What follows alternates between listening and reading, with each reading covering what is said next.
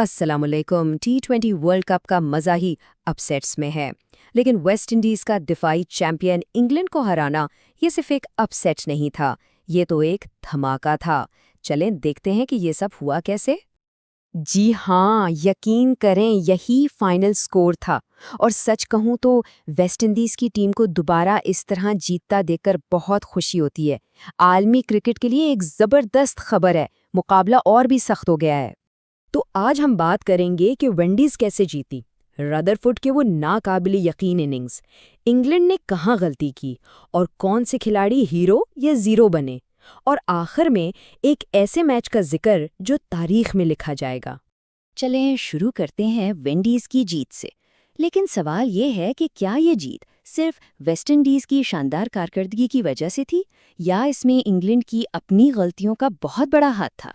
और सच पूछें तो यही इस पूरे मैच का खुलासा है। इंग्लैंड की हिकमत अमली इतनी नाक़िस थी और मैदान में इतनी गलतियां की कि ऐसा लग रहा था जैसे वो जीतने आए ही नहीं थे। उन्होंने ये मैच खुद वेस्ट इंडीज़ को थाली में रख कर दे दिया। लेकिन इंग्लैंड की गलतियों पर आने से पहले ये समझना बहुत ज़रूरी है कि वेस्ट इंडीज़ ने स्कोरबोर्ड पर इतना बड़ा टोटल लगाया कैसे, ख़ासतौर पर एक ऐसे वक्त में जब लग रहा था कि टीम बिल्कुल बिखर गई है। जरा सोचें, सिर्फ 8 रन्स पर 2 खिलाड़ी आउट। वेस्टइंडीज का आगाज किसी डरावने ख्वाब से कम नहीं था। इस वक्त तो लग रहा था कि शायद वो 100 रन्स भी ना बना पाए। और इस मुश्किल वक्त में इंग्लैंड के आदिल रशीद ने तो कमाल ही कर दिया। क्या शानदार बॉलिंग थी। उनकी गेंदें इतना टर्न हो रही थीं कि वेस्टइंडीज के बल्लेबाजों को बिल्कुल बेबस कर दिया था। लग रहा था कि इंग्लैंड मैच पर पूरी तरह हावी हो गया है। और फिर मैदान में आया इस मैच का असली हीरो शर्फीन रदरफोर्ड, और उसने एक ऐसी इनिंग्स खेली जिसने पूरे मैच का नक्शा ही बदल कर रख दिया। रदरफोर्ड ने बहुत समझदारी से खेला। शुरू में जब विकेटें गिर रही थीं तो वो आराम से टिककर खेलते रहे, और फिर जब आंखें जम गईं तो आखिरी ओवर्स में ऐसी धुलाई की कि इंग्लैंड के बॉलर्स को समझ ही नहीं आया कि गेंद कहाँ फेंकें। रदरफोर्ड की इनिंग्स की अहमियत तब और बढ़ जाती है जब उसका मुवाजना सेम करन से किया जाए। पिछले मैच का हीरो करन इस मैच में इंग्लैंड की हार की एक बड़ी वजह बना, खासतौर पर अपनी सुस्त बैटिंग की वजह से। एक तरफ हीरो था तो दूसरी तरफ विलन।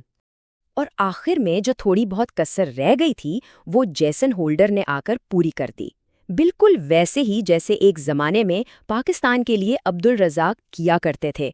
जब भी टीम को ज़रूरत होती थी वो आकर मैच ख़त्म कर देते थे।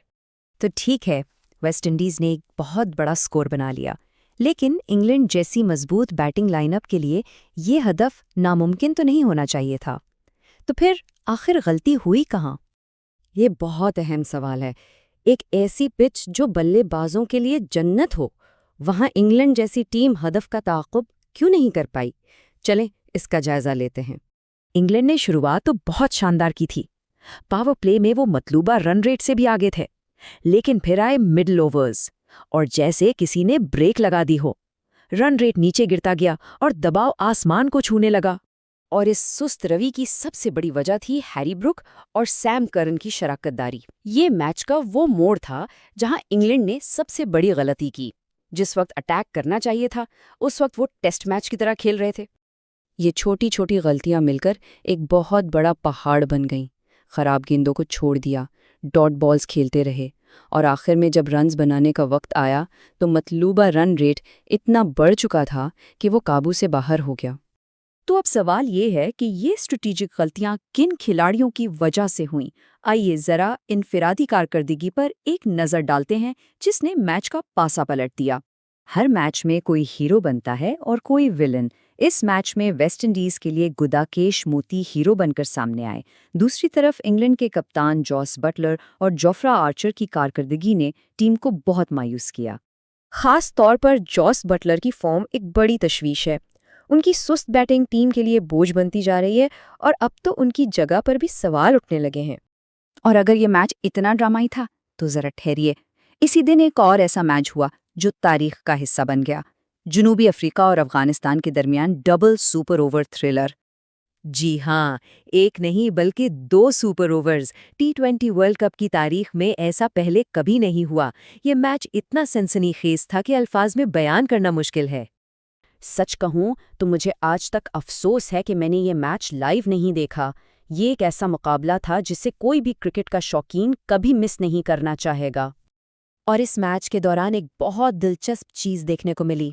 एक तरफ अफगानिस्तान के कोच जोनाथन ट्रॉट अपनी टीम के साथ खड़े उनका हौसला बढ़ा रहे थे, दूसरी तरफ जनूबी अफ्रीका के डगआउट में मुकम्मल खामोशी थी। शायद यही फ़र्क है जो जनूबी अफ्रीका को बड़े मैचों में चोक करने पर मजबूर करता है। तो आखिर में एक ही सवाल जहन में आता है, आज के इन 2 मैचों के बाद क्या टी20 जैसे फॉर्मेट में वाकई कोई टीम फेवरेट कहलाई जा सकती है, या यहाँ हर मैच एक नई कहानी है और कोई भी टीम किसी को भी हरा सकती है? इस पर सोचिएगा ज़रूर।